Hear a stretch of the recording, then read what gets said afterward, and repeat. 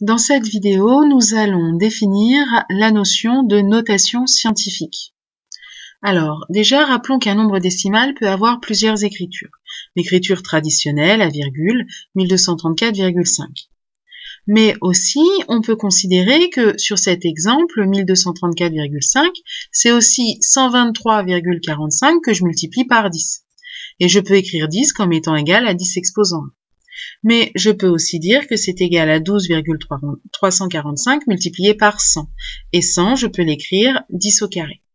Mais je peux encore donner une infinité, en fait, d'écriture avec des puissances, puisque je peux aussi dire que c'est égal à 1,2345 que je multiplie par 1000, 1000 étant écrit 10 au cube, ou encore 0,12345 que je multiplie par 10 000, 10 000 étant écrit 10 exposant 4.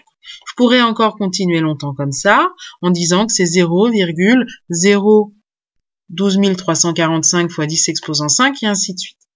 Alors, parmi toutes ces écritures, il y en a une qui nous intéresse, celle où en fait, on va avoir un nombre décimal qui est compris entre 1 et 10, strictement plus petit que 10. Donc ici, dans toutes les écritures que l'on a, c'est celle qui est en gras. Eh bien, cette écriture-là, c'est cette écriture qu'on appelle la notation scientifique de 1234,5. Alors, elle est intéressante parce que le nombre décimal qui est devant la puissance de 10 est un nombre compris entre 1 et 10, strictement plus petit que 10. Alors, définissons la notation scientifique. La notation scientifique d'un nombre décimal positif, c'est la seule écriture de la forme a fois 10 exposant n, où a est un nombre décimal supérieur ou égal à 1 et strictement inférieur à 10. Et n est un nombre entier relatif, c'est-à-dire soit positif, soit négatif. Alors, qu'est-ce qui est intéressant avec cette notation? Eh bien, c'est que si on a plusieurs nombres écrits en notation scientifique, eh bien, c'est la puissance de 10 qui nous permet de donner un encadrement, une valeur approchée de ce nombre. Donc, l'exposant de la puissance de 10 dans la notation scientifique d'un nombre décimal fournit un ordre de grandeur de ce nombre.